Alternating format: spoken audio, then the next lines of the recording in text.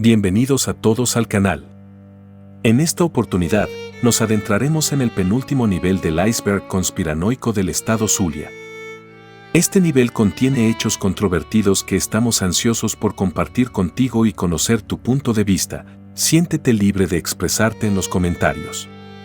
Para aquellos que no lo sepan, un iceberg es un estilo de contenido que agrupa datos de forma descendente, presentando los menos conocidos o perturbadores a medida que se baja. Ya hemos logrado llegar a este nivel 5.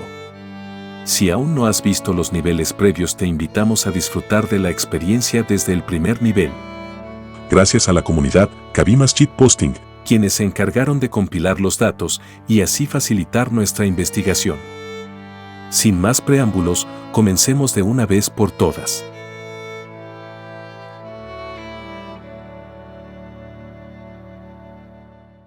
Anexión de Quisiro al Zulia. La historia de la anexión de Quisiro al municipio Miranda del estado Zulia es una interesante pieza de la historia regional y nacional. A finales del siglo XIX, en 1881, el presidente de la República Antonio Guzmán Blanco decretó la unión del estado Falcón con el estado Zulia, bajo la figura de Estado Falcón Zulia, en respuesta a las presiones que el estado Zulia ejercía por mayor autonomía. Durante la época de la unión entre los estados Falcón y Zulia, Quisiro era una pequeña población que se encontraba en la frontera de ambos estados. A pesar de su aislamiento geográfico, Quisiro logró destacarse como principal productor de arroz en la región, gracias a las tierras bajas y a la irrigación del caño Oribor. La separación entre Falcón y Zulia, Quisiro quedó en un limbo legal, ya que originalmente pertenecía a Falcón pero quedó dentro de los límites del estado Zulia. Durante años, la población de Quisiro vivió bajo la incertidumbre de no saber a qué estado pertenecían. Fue en 1883 cuando finalmente se resolvió la situación de Quisiro, cuando la sección Zulia obtuvo de la sección Falcón la parroquia democrática Quisiro, la cual fue incorporada al cantón Altagracia en el estado Zulia. Desde entonces, Quisiro forma parte definitiva del estado Zulia y ha logrado combinar su faceta de productor de arroz con su atractivo turístico como única playa apta de la costa oriental del lago de Maracaibo dentro del municipio Miranda. A pesar de su aislamiento geográfico, Quisiro ha logrado mantenerse como un lugar de gran interés turístico gracias a sus playas y su paisaje desértico, que ofrece espejismos y arcilla agrietada dignos de la mejor imagen cinematográfica. La anexión de Quisiro al estado Zulia ha permitido que la población siga prosperando y destacándose como uno de los lugares más bellos y atractivos de la región. La frontera entre Zulia y Colombia. Cuando se habla de temas territoriales y fronterizos en Venezuela, se suele hablar de la zona en reclamación, pero hablar de la situación fronteriza entre Venezuela y Colombia es adentrarse en una de las polémicas más longevas de la historia moderna de América Latina. Todo empezó hace casi 2 siglos, en 1833, cuando el Tratado Pombo-Michelena se convirtió en el punto de partida para la delimitación de las fronteras entre Venezuela y Colombia. Sin embargo, las diferencias sobre la interpretación de este tratado y la ubicación exacta de los límites territoriales dieron lugar a un debate que se prolongaría durante casi 100 años. El hito más destacado en esta larga controversia se produjo en 1941, cuando el laudo arbitral suizo dio la razón a Colombia para ratificar el laudo español de 1891. Esta decisión fue muy polémica en Venezuela, ya que sostenía que solo debían colocarse los límites en aquellos lugares en los que hubiera absoluta certeza.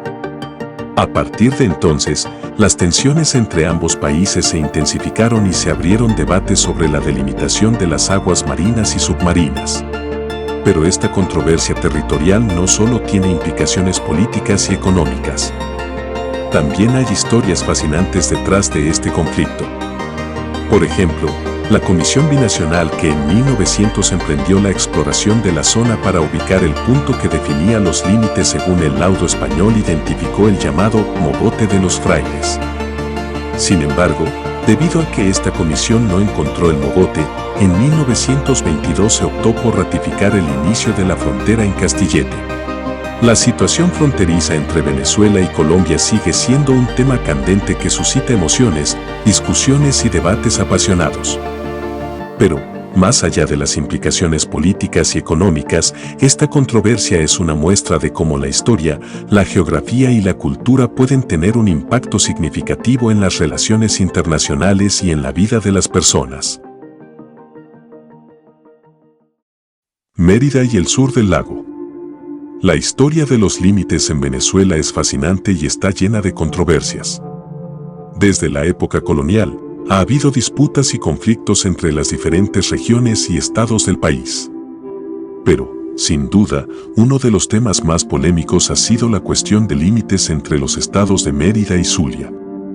Todo empezó con la ley del Congreso de 1850, que estableció los límites entre Maracaibo y Trujillo. Sin embargo, la ley de 1856 arrebató a Mérida lo que consideraba sus derechos naturales.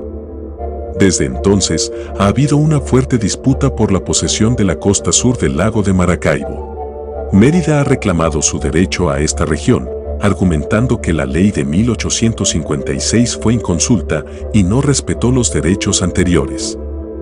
La situación ha sido objeto de numerosos tratados y acuerdos a lo largo del tiempo, incluyendo el Tratado de Palmarito en 1904, que le permitió al Estado andino tener salida al lago de Maracaibo. ¿Por qué Mérida está tan interesada en tener acceso a la costa del lago? En general, este es un tema que involucra controversias en cuanto a los límites internos del país.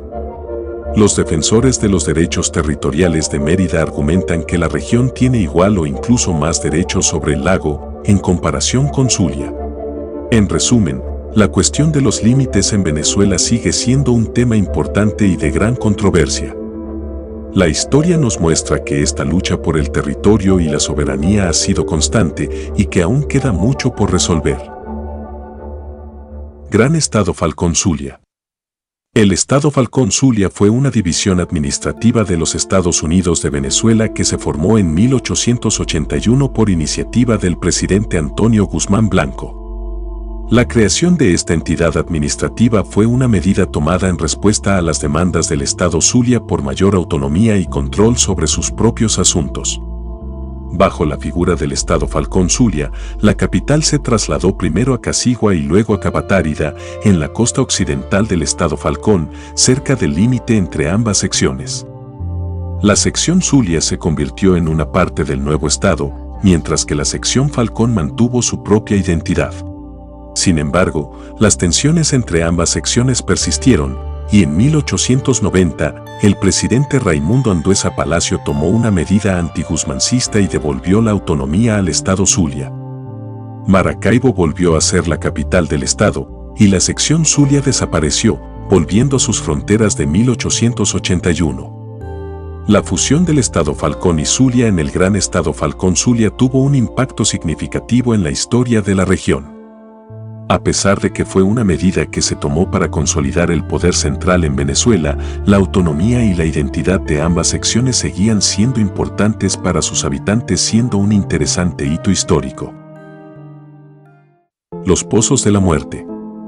El caso de los Pozos de la Muerte fue una investigación criminal llevada a cabo en el Estado Zulia en 1986, después de la desaparición del joven Rafael El Macho González. Este hecho llevó a una denuncia por parte de los diputados del Estado Zulia Luis Gómez, Carlos Tablante y Rafael Guerra Ramos, y a una investigación de la periodista de El Diario de Caracas, Ibellice Pacheco. La investigación reveló que los cuerpos policiales utilizaban pozos ubicados en la cañada del distrito Urdaneta para deshacerse de los cuerpos de personas que habían sido ajusticiadas extrajudicialmente. En algunos casos, las víctimas eran delincuentes comunes con historial delictivo crónico, pero en otros, las víctimas eran inocentes que habían sido confundidas o que habían sido asesinadas por venganza o en represalia. La intervención de la prensa llevó a que el caso fuese investigado, pero debido a la implicación de los organismos del Estado, este fue cerrado sumariamente sin establecer responsabilidad por las víctimas. El caso generó una gran indignación en la opinión pública y puso en evidencia la corrupción y la violación de los derechos humanos por parte de las fuerzas policiales en Venezuela. El seguimiento del caso por parte de los medios de comunicación y la sociedad civil llevó a la identificación de algunos de los responsables, incluyendo a policías y agentes del gobierno, pero muchos de ellos nunca fueron procesados por sus crímenes. El caso de los Pozos de la Muerte sigue siendo recordado como uno de los episodios más oscuros de la historia reciente de Venezuela. El lago de Maracaibo no es un lago.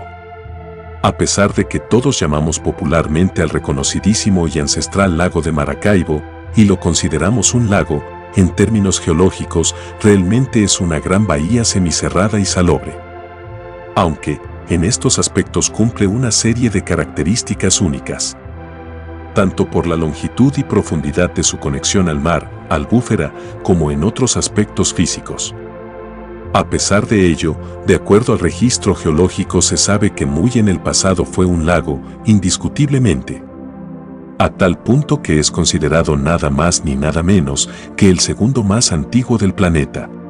Con sus 13.820 kilómetros cuadrados de extensión, es el primero más grande de América del Sur y el número 19 de los más grandes del mundo. ¿Y vos qué pensáis? ¿Te imagináis llamándolo Bahía de Maracaibo? Te espero en los comentarios. Espantos en el Castillo de San Carlos. El Castillo de San Carlos de la Barra es una fortificación colonial ubicada en la península de San Carlos, en el estado Zulia de Venezuela. Fue construido en 1623 con rocas calizas traídas desde la isla de Toas para proteger el paso que conecta el lago de Maracaibo con el Golfo de Venezuela. La construcción del castillo pretendía evitar la entrada de piratas a tierra firme, ya que Maracaibo había sido atacada y saqueada varias veces por piratas en ese momento. Por lo tanto, este lugar ha sido testigo de innumerables asesinatos, tragedias y conflictos producto de la barbarie a lo largo de su historia. A simple vista, puede parecer un lugar común, pero para los habitantes de los alrededores, el Castillo de San Carlos es un lugar de inexplicables hechos sobrenaturales. Se dice que se utilizaron más de 400 esclavos africanos que murieron mientras trabajaban en las fortificaciones y sus cuerpos fueron tapiados en las paredes del castillo en lugar de ser enterrados en tierra. Algunos visitantes han informado sobre extrañas manifestaciones y sombras blancas en sus fotografías. También se sabe que el castillo ha sido utilizado como cárcel en varios gobiernos y cientos de hombres fueron torturados en sus 19 calabozos y en las fosas, donde muchos presos políticos murieron ahogados. En diferentes ocasiones, los habitantes han sido espantados con gritos y lamentos procedentes de esos calabozos. Otro caso que se menciona es el de los soldados, a mediados del siglo pasado, encargados de la guardia nocturna, quienes fueron testigos de voces de ultratumba que les hablaban en la oscuridad, lo que ha llevado a algunos a quitarse la vida. Incluso la esposa de un capitán murió de manera extraña dentro del castillo, y se dice que su espíritu aún deambula por los terrenos. Son muchos e interesantes los misterios que rodean al castillo y sus alrededores. ¿Qué opinas? ¿Alguna vez has visitado este misterioso punto geográfico del Zulia? ¿Has sentido, visto o fotografiado alguna aparición misteriosa? Espero tus comentarios. Gracias por mirar hasta el final, esperamos que hayas disfrutado de estos datos. Solo queda un nivel más por explorar. Y para ello, necesitamos tu ayuda para alcanzar 5000 reproducciones en este video. Por favor, comparte este video con tus conocidos para que podamos sacar el próximo video cuanto antes. Te esperamos en una siguiente oportunidad. Gracias por estar aquí.